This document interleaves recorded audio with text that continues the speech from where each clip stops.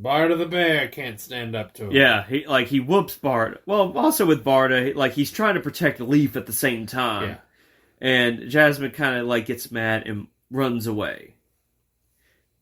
But lo and behold, she is the MVP of this fight as well.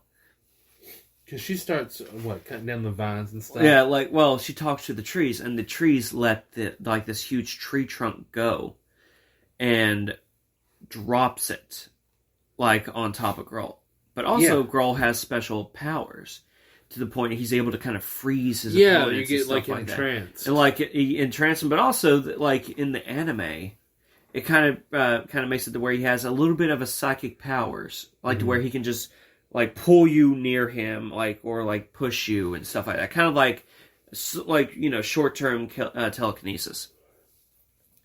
But lo and behold, Jasmine ends up dropping almost like a dead tree on top of him, and it kills him. But in the process, Barda dies because Gull stabs him in the heart. And right when Gull dies, they go look at him, into him, and it's just empty armor. He's been there for so long that his body deteriorated, and it's just soul, and just his soul, his spirit was just that intense. They cut down all those vines and stuff in this fight, which lets the sun in, which lets the lilies bloom. Yes. And in the process, gives the nectar. Jasmine collects the nectar and uses on Barda, and it revives him. Yeah, it brings him back to life. Brings him back to life. And they keep the rest of it. And they keep the rest of it. Not a lot, but they keep the rest of it, and it comes in handy about down the road. Two more times, I think? At least two more times. Two more times. I think. Yeah. Because that's also, the cool thing, you kind of see, throughout the story. Especially, in book one. A lot of their stuff that they have is stuff that they've had since the beginning. Or what they've found, and they do use. Yeah. But after... but they grab the topaz. They grab the topaz. And it just kind of It starts glowing because, you find that, okay, it's at the belt. We found it. It's near the belt. It's glowing. Not knowing the other intention of why, because Leaf is the heir. Yes, because that's the thing, is when he leaves for his quest, his dad's like, you have to go find the true heir of Aiden. And Leaf's like, well, maybe the heir's dead, and his dad has to go. The belt's alive. Yeah, he's like, if the heir was dead, then there would be no magic in the belt. The belt has some magic. The belt, and the belt will tell you when you're near a gem. It warms on his waist. Yeah. And so his dad had to I can't tell him. So I can't tell him that he's the heir of Aiden. Yeah. So. After it gets to, after they get the topaz and all that stuff, Jasmine's, they're just like, hey, Jasmine, why don't you come with us? Oh, and because the topaz allows you to communicate with the spirit world, and so she touch it, and her mom appears to her, and her mom was like, you have to go help them. Yeah, you need to help these people. Because his mom her mom, compels her to. Yeah, compels her to. And she says, my mommy's real. My mommy's alive. And she tells me to go with you. She tells me to go with you. So I guess what you're telling me is the truth. Yeah. And she reluctantly goes with them. And that's how the book ends, with Jasmine going with them. Yes. So what was your first initial point of reading the first book? What do you mean? Because you were messaging me a lot throughout the first book of just how about your feelings of it, about how because it was just a fantastic adventure, lots of setup and lots of, that's the thing, is she sets up things to happen and you get the payoff, because a lot of things will set up anymore, Hyperion. To delve into that sci-fi book, is there's a ton of setup and there is no payoff in the second book of the Hyperion contest series. We're not going to get into Hyperion right now. We could do a podcast on Hyperion. We'll just do another podcast of things Heath hates. Yeah. Well, I don't hate Hyperion. I hate the second, but I hate all of Hyperion. But anyways, No, it was just such a fun, refreshing, and that's the thing. Is like it's super tropey. You know what's going to happen, and it happens. But it's been so long since I've read a series that just is, and doesn't try to constantly pull a fast one on you or constantly like reinvent high fantasy. It was so refreshing to be like, oh, this is why books like this is why I got into fantasy books. It was so much fun. Yes, and what sucks, especially because you didn't get to read the series, you listened to it. I did. I listened to it, but because you didn't get to see a lot of the cool little things that were added into the book. There's a lot of little illustrations and stuff that the illustrations, all the codes, all the all the little things about it that actually add to the adventure. Yeah, which I think the next time when I revisit Del Toro, I will just read the physical copies. But I was messaging you constantly. It was like, Barda dies. What? And you're like, just hold on. Yeah, because there's a point because you were asking me all the questions, and you would always get so close to a lot of the answers, and I was just like, I can't tell them. There's some things I could easily just tell you that's not going to ruin the story, and like she keeps you guessing, but in a good way. And you would figure out, you'd have well, it's either this or this, and you're going to be happy with either, but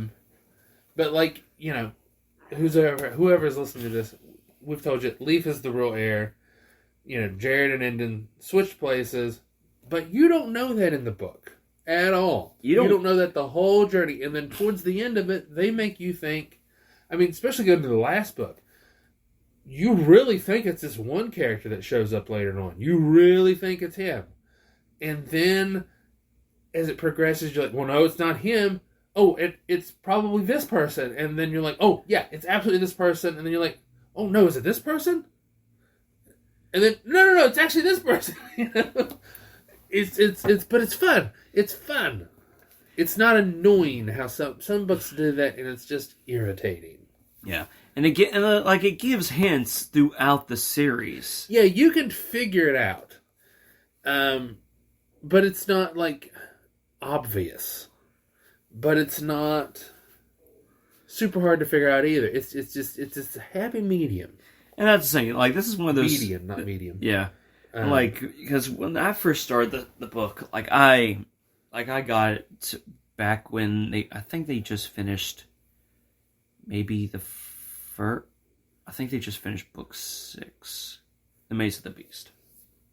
But these books came out early 2000s, so they got buried underneath Harry Potter, Lord of the Rings, Spiderwick Chronicle. just all this other fantasy stuff. Yeah, that's right. Spiderwick Chronicles was a thing. Yeah. Yeah.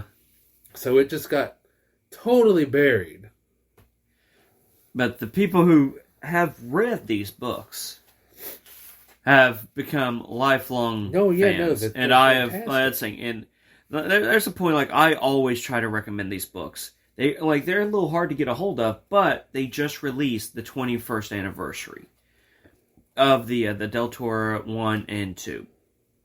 I'm still waiting for the 21st anniversary of the... 21st anniversary? Yeah. That's a random number to celebrate. It is.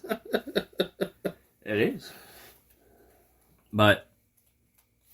yeah, I bought them all. I even bought the manga, and I've watched all the anime. The anime I still need to watch, which I really do want to watch. The manga you need to read because it adds a little bit more into it. It doesn't add anything bad to it at all. It just kind of adds more little tidbits and fills in a little bit more holes. Because the guy who writes it, you could tell he's a huge fan. Mm-hmm. And it is... and it's like adding pepperoni to the cheese pizza. It's just like a plain a pepperoni pizza. It's simple. It's just it's just pepperoni. You know what you're getting, and it just adds that little bit extra to that little bit of spiciness to the cheese pizza. But the way it ended, in the first book, it made you excited for the next one. And that's how all of them are. You're like, okay, next gym, please, next gym. And I told you, you're gonna be excited about the next book, especially when it comes to like a little bit more the puzzle solving and stuff.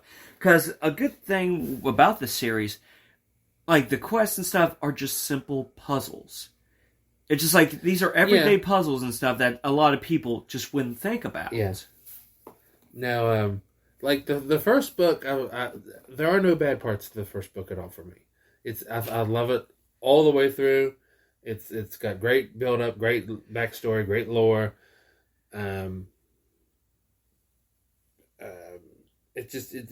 Like the way it's structured, I love it. It's great. The other ones, there are some issues here and there, but not too bad. Not too bad. So the second book I love as well. 1, 2, the first 1, 2 are great. 3 is great until the very, very end. It's very just over, which she has a problem with on some books. It's sometimes the endings are too abrupt, and that's like where we think she's just ran out of time. Yeah.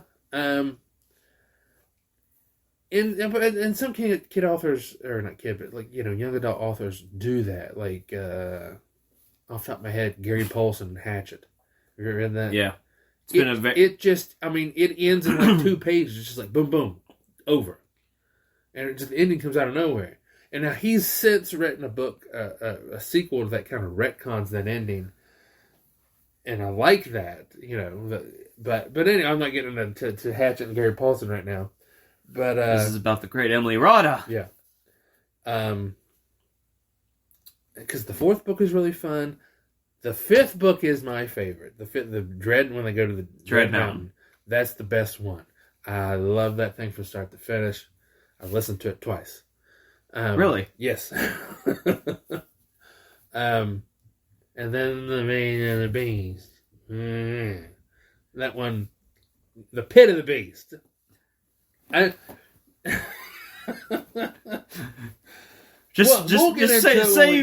that one until like you get to the episode, because that's going to be like a 30-minute rant about how much you despise that book. Well, I don't despise it. It's just all over the place, and then the title of it makes no sense with what actually happens.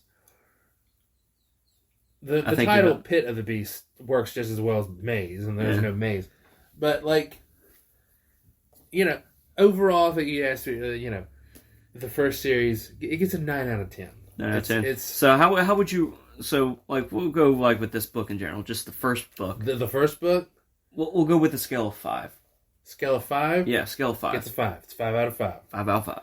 It's a perfect setup for everything. And it's like just the right amount of everything, of lore, of adventure, of monsters. It's just, I love it. It's great. Great. Well, I think we can call this an episode then. So that's 2 episodes. Are we going to try to, maybe the episodes that go in, it will only be 1 episode per book. Yeah. We had it kind of introduce it and kind of introduce it. Like, so let's say, this will be part 2. Because actually, the funny thing is, the part 1 we talked about the prologue and a good chunk of the intro, and then we went to the second one. So I think it abruptly ends perfectly. So, but yeah, so we're gonna call this an episode of part 2 of the Pod of Del Toro. The Pod of Del Toro with Bard of the Bear. With Bard of the Bear and Leaf. And Jasmine. And Jasmine the Spitfire. The Forest Girl. Yeah, so we will continue with the Lake of Tears in the next episode. Yes. So we will see everyone later and enjoy it. Thank you for listening to this podcast by The Real Caudle Productions. We hope you enjoyed it as much as we did making it. Reach out to us on our Facebook page at facebook.com/TheRealCaudleProductions or at our email at kaijureviewforyou@gmail.com.